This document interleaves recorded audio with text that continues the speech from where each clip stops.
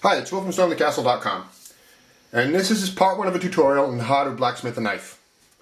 And in this part of the tutorial I get you through this: profiling the knife, sharpening, beveling, putting in the bevel for the blade edge, and this one's kind of sharp, but it hasn't been sharpened, and we shouldn't sharpen it at this point. But there are two basic ways to make, and there's a lot of different ways to make a knife. Two basic ways to make one, either by one method called the stock removal method, where you use basic tools to remove the stock and bring out the knife shape, or the forging method, forging a knife, where you actually will use a billet or a piece of metal, piece of steel, and forge it, heat it and forge it into the shape of a knife. And I will be doing that tutorial hopefully this summer, but I'm doing the stock removal method first here because it's a lot easier and you just need some basic tools to get this kind of a job done. So let's talk a little bit about steel selection. Can be a little bit tricky. I ordered from a company called Starrett, S-T-A-R-R-E-T-T. I got it through Amazon.com. Sheets of 01 steel. 01 is carbon steel. It's really excellent for knife making. It's got good characteristics. It's not that expensive, and this is 2 inches by 1/8 inch thick. Makes for a decent knife. I also ordered 2 inches by 3/16 inch thick, which this is really nice and beefy. This will make a really beefy knife. We'll see about that. So you can improvise something, leaf spring from a car or a truck, get yourself some steel. You don't have to worry about it too much. It will make a difference in the edge and the look, how well it holds its edge and how well it holds its hardness. So in this part of the tutorial we go over the profiling, getting the knife shape, the drilling, the template, all of that, and getting the edge on it, the bevel edge. From here, in part 2, we will use the forge to harden and temper this, and then we will sharpen it and put on the handle.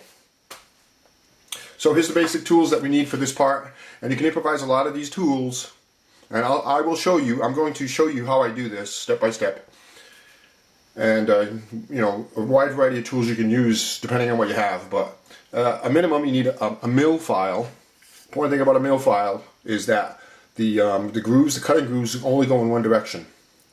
Don't use a bastard file for this, where the cutting grooves make a crosshatch.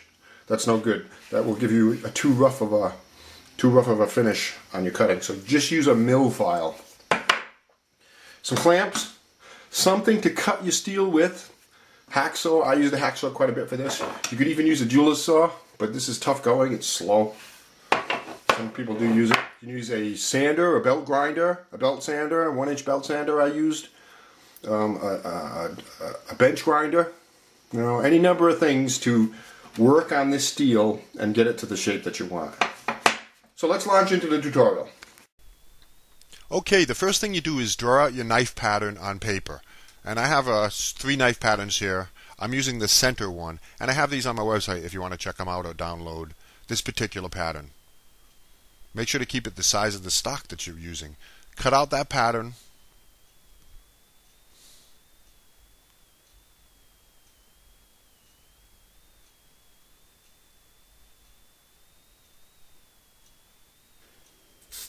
And glue it down to your steel. I use just a spray adhesive.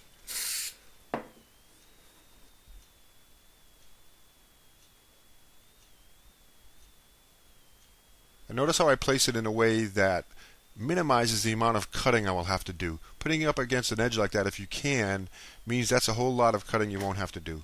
So now let's go ahead and remove all the stock from this. Use a bunch of different tools. Here I'm using a jeweler's saw, which is nice and really accurate, but takes a long time. Hacksaw for me is better. I just hacksawed most of the stock off, as much as I could. From there I went on to use a bench grinder, which is really nice. You can get some really nice shaping out of that. So you just go ahead. This takes a lot of work. It takes some time to do this because this is steel we're working with. So use whatever method and tools that you have. I also used a 1-inch belt sander, which helped a lot too, particularly in some of the curved spots. So remove all the stock, and there you go. You've got your basic knife. It's almost done. It's not 100% to the profile we want. This whole process is called profiling the knife. Almost done. The final step for this is clamp it in a vise and file it to get it just exactly to the exact size you want it. And notice the motion that I'm using for the filing here. That's important. You don't file back and forth. You only file in a forward motion and you lift. So now we're going to drill the holes for our handle. I use a center punch to locate those holes. A little bit of oil, and then I went ahead and drilled them. I drilled 1/32 under 1/4 of an inch. This should be nice for us to use a 1/4 inch wooden peg to peg that handle in place. And remember, when you're doing something, when you're drilling like this in steel, always use your center punch first. Otherwise, that drill will float and roll around on it, and it won't be in the exact location you want it. See, I had to repunch there. That's important.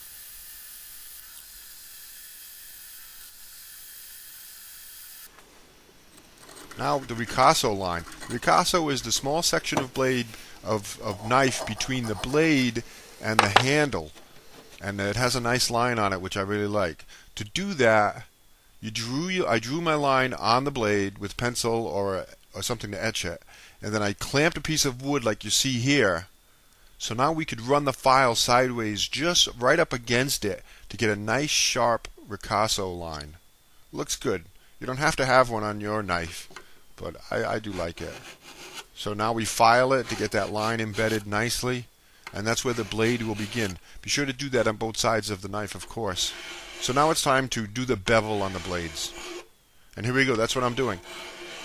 Slow motions, pressing down hard, only filing forward with your mill file, and do the whole length of the blade on both sides. You want to bring those bevels down so they meet in the middle of your stock. See? Clamp it down in various directions, in various ways, so you can work on that whole length that's going to be the sharp edge of the knife. And I will show you a few pictures to give you a sense of this. But you bring down both halves so they meet in the middle and form your edge. Take your time, and you can't mess that up. It's kind of hard to mess this up because the file only does so much work. You just keep monitoring it and looking at it sideways like this, so you're bringing it down halfway so it meets the other edge. So here's a few pictures, just a few pictures here of the filing process. There we go. See, I'm starting the filing on one side. And there we go. There's a look at the finished edge. Okay, we're done with part 1 of this tutorial. We've profiled the blade, we've got it all ready, we've filed in the bevels, and the important thing is that when you file in those bevels, you do the same thing on both sides, and you bring them down so they meet in the middle. So there's no flat spot in the middle. And try to work on it to get it nice and straight. The straighter the better. You have to, and that takes some practice and some skill. But that's what you want to do.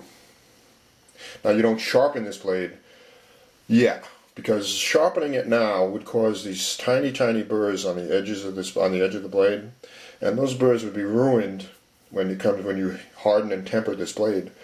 That's that extreme heat. So we will sharpen this blade, temper it, and then in part 2 we'll sharpen this blade. We'll harden and temper this blade, and we will finish this knife off. We'll polish it, sharpen it, make and install the handle, and that'll be it. And then I will be also doing a tutorial on how to forge a blade, where you take a blank of steel and blacksmith it to make a knife. That's a little more advanced and a little more work, and it's also a little more skilled. You have to have more materials and whatnot, but I will be doing that tutorial too. Lots more interesting stuff, blacksmithing stuff, all kinds of things on my website at stormthecastle.com.